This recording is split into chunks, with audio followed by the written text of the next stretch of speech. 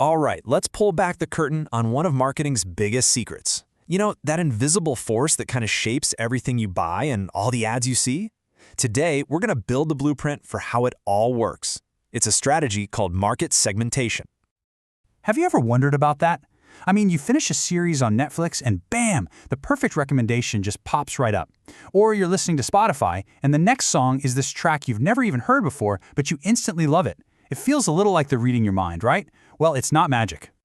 The secret is actually this brilliant and really methodical strategy called market segmentation. It's the tool that lets companies stop shouting into the void and instead start having a real conversation with exactly the right people. And today, we're going to break down how they do it. So we're going to approach this like an architect, building our marketing blueprint in 3 big steps. First, we'll survey the land to see what we're working with. Then, we'll get to know the customer we're building all this for. And finally, we'll draw the map that brings it all together. Sound good? Let's get started.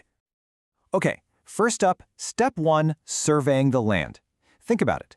Just like building a house, you can't possibly create a solid strategy without first understanding your foundation and, the entire environment around you. This whole foundational check has a name. It's called a situational analysis. It's all about taking a brutally honest look at where a company stands right now, what's happening inside its own walls, and what's going on in the wider world. This is the essential first move that sets the stage for everything else. Now, what's so smart about this is how it splits the analysis into 2 different views. On one side, you've got the internal view. It's like looking in the mirror. What are our strengths? What are we amazing at? And just as important, what are our weaknesses? Where do we need to get better? Then on the other side, you've got the external view, looking out the window. What opportunities are out there, like new trends or tech we can jump on? And what are the threats that could trip us up, like a new competitor or a big economic shift? And this survey is deep. I mean, companies are looking at the huge picture stuff: political, economic, social trends. They're sizing up their own resources, like how much cash they have, they're scrutinizing their competitors, and they're digging into all the data they already have on their current customers. So here's the bottom line. You absolutely cannot skip this step. Why does it matter so much? Because trying to build a marketing strategy without this analysis, well, it's like trying to build a skyscraper on a swampy foundation. It's a recipe for total disaster. You have to know what's possible before you can decide what to do. Okay, on to step 2, know the customer. We've surveyed the land, so now it's time to really understand the people we're building this for. That means digging into their core needs and their wants. The legendary marketer Philip Kotler laid this out in a really fascinating way. It all starts with needs. These are the basic things we all require as humans. Let's say the need for safety. Then, those needs get shaped by our culture and our personality into wants. So your need for safety might turn into a want for a Volvo, because you associate that brand with being super safe. And finally, when that want is backed up by the ability to actually pay for it, it becomes a demand. You go out and actually buy the car. So how do companies figure all this out? Well, they've got a whole toolkit. They do market research with surveys and focus groups. They study customer behavior to see what people actually do, not just what they say they do. But the real gold mine? It's looking for the gaps, for those unsatisfied or latent needs. The problems you don't even realize you have yet. Solving those is where real innovation happens. And now for our final construction phase, step 3, drawing the map.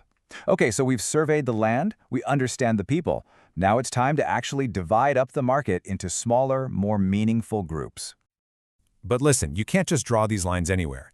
For a market segment to actually be useful, it has to pass 5 key tests. Is it measurable? Like, can you tell how big it is? Is it substantial? Is it large enough to even be worth your time? Is it accessible? Can you actually reach these people with your marketing? Is it differentiable? Do they really behave differently than other groups? And finally, is it actionable? Can your company realistically do something for them? If a segment doesn't pass these tests, it's pretty much useless. And this table here breaks down the 4 main ways to draw that map. So, demographic segmentation is all about who the customer is, their age, their income, that kind of stuff. Geographic is about where they are. I mean, selling snow tires in cold climates, a perfect no-brainer example. Psychographic goes a little deeper into how they think, their lifestyle, their values, their personality.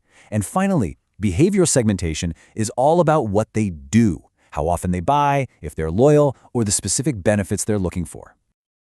All right, we've laid the foundation, we've gotten to know the client, and we have drawn up the plans. So let's put it all together and take a look at our finished blueprint.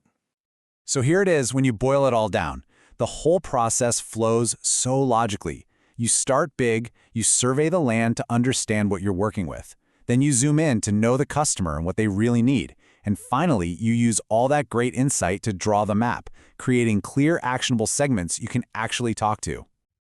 The most important thing to take away from all of this is that these steps absolutely depend on each other. Each one builds on the last one. You simply cannot draw an accurate map if you don't know the people, and you can't truly understand the people if you don't first understand the world you're both living in. It's a really powerful framework, right? And it leaves us with one last thought. Now that you have the blueprint, just think about your own life for a second. Based on where you live, what you buy, what you believe, what market segments do you belong to? All of a sudden, that corporate mind reading feels a little less like magic and a lot more like a really well-drawn map. Thanks for tuning in.